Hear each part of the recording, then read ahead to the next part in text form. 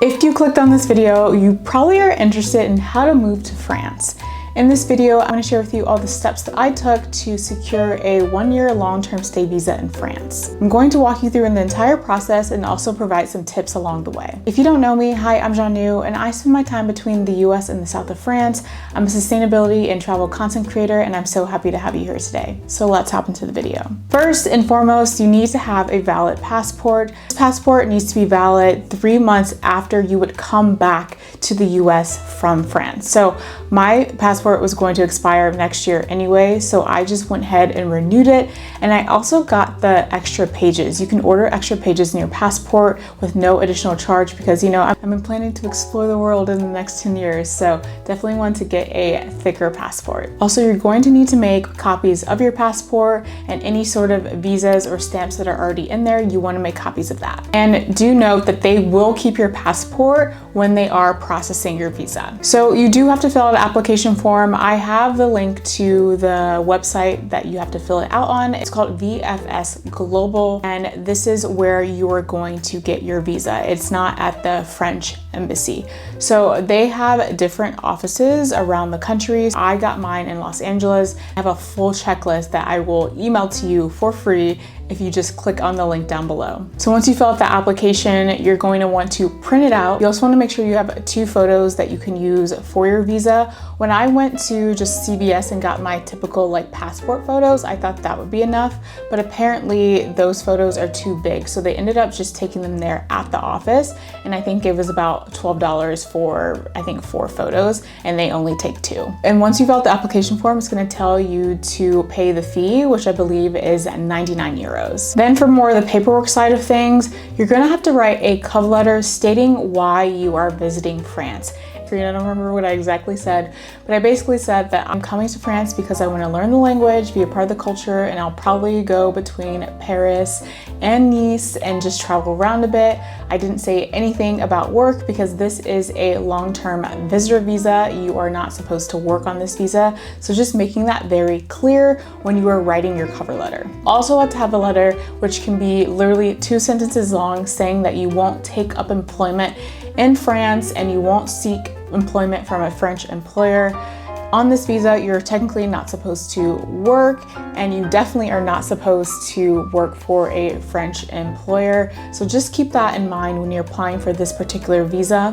There are definitely people that do still work on this visa. I'm planning on going back to the US occasionally and doing work, but just keep that in mind that technically you are not supposed to be working on this visa. So then let's move to proof of income. Okay, so on the website, it says you need to show 3 months recent and consecutive bank statements, checking and/or savings accounts only. If you are being financially sponsored, please include sponsorship documents, spouse, marriage certificate, parents or other sponsors, photo IDs, and sponsorship letters. I didn't do this because I have no one sponsoring me.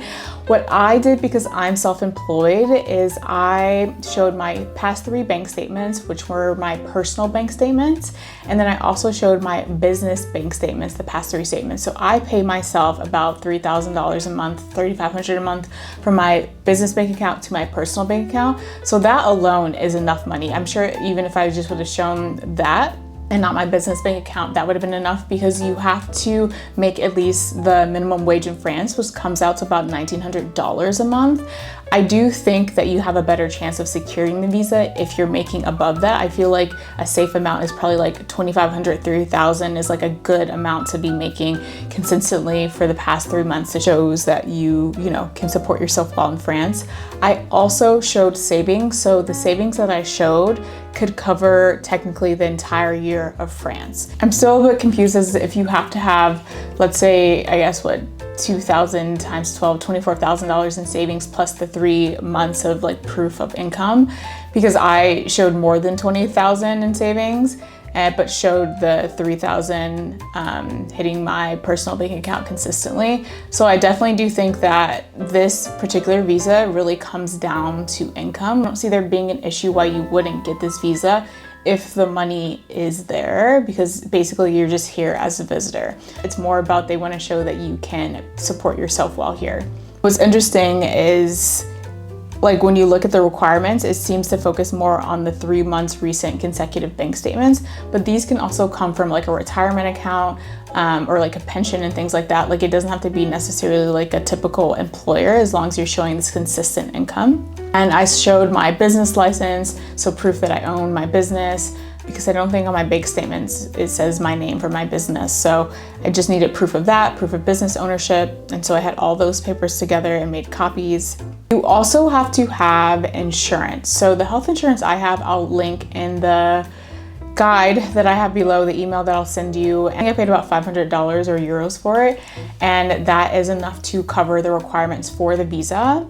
And so you need a minimum of $50,000 or 30,000 euros in medical coverage. You have to have a $0 deductible. I'll put this all in the email for you. In terms of housing, they do want to see that you have housing already set up. So what I did is I booked an Airbnb for 2 months and stated in my cover letter that once I arrived that I would find housing once here. I mean, I think they weren't concerned because I showed the income that I could clearly, live here 4 years. So I don't think there was any concern there. What some people do, which I'm not telling you to do, is like they'll book an Airbnb for 3 months because that's how long you can stay in Europe without a visa. And then you can always like cancel it after you like apply for the visa. But I think regardless, you should like have a place here. What you could also do is live with a friend that is in France, but what they're going to need is basically all of their info and like the lease agreement. So just like proof that you are actually going to be living in this place in France. Once you get to your appointment, my appointment actually wasn't that hard to book. I think I could book it a couple days in advance, but it just depends on where you are. Every visa office is different. The one in LA wasn't that bad. So once you go in, they go through all your paperwork just to make sure you hit all the things on the checklist. And they will sometimes make copies or whatever, but they basically go through all your documents. They take your photos, your fingerprints, and all of that. And then basically they ship it off to Washington to go to the embassy there. And you can have your passport either mailed back to you or you can have the passport delivered back to the VFS office and you can pick it up there. But what's crazy is like you're not really notified if you get it or not. You only know once you open your visa or once you open your passport if the visa's in there, which is kind of annoying. But they do send you text updates as to like, okay, your visa has been dispatched from the LA office to Washington, it's being processed. So the whole process for me took about 3 weeks, but it just really depends on where you are. Remember, this is a visa you can only get if you're in the US. So you can't get this if you're already in France. If you have the visa while in France, you can renew while in France, but you can't get the original visa while in France. So just take note of that. Once you get your visa, you have to fill out a form online once you arrive saying that you're here, putting in all your details, and you pay a 200 euro tax. But other than that, you don't have to pay any taxes or any fees. I'm not sure what it looks like when you renew it. We'll get there when we get there. But that is the process. Honestly, it wasn't that bad. If you just take about an hour, hour and a half just to sit down, you have the checklist, which I'll send to you, and you print out everything and you write out the application. So it could just be very easy and straightforward for you. The process wasn't actually that bad. It sounds a lot scarier than it is. This visa, as I said before, comes down to more so income and proof of funds.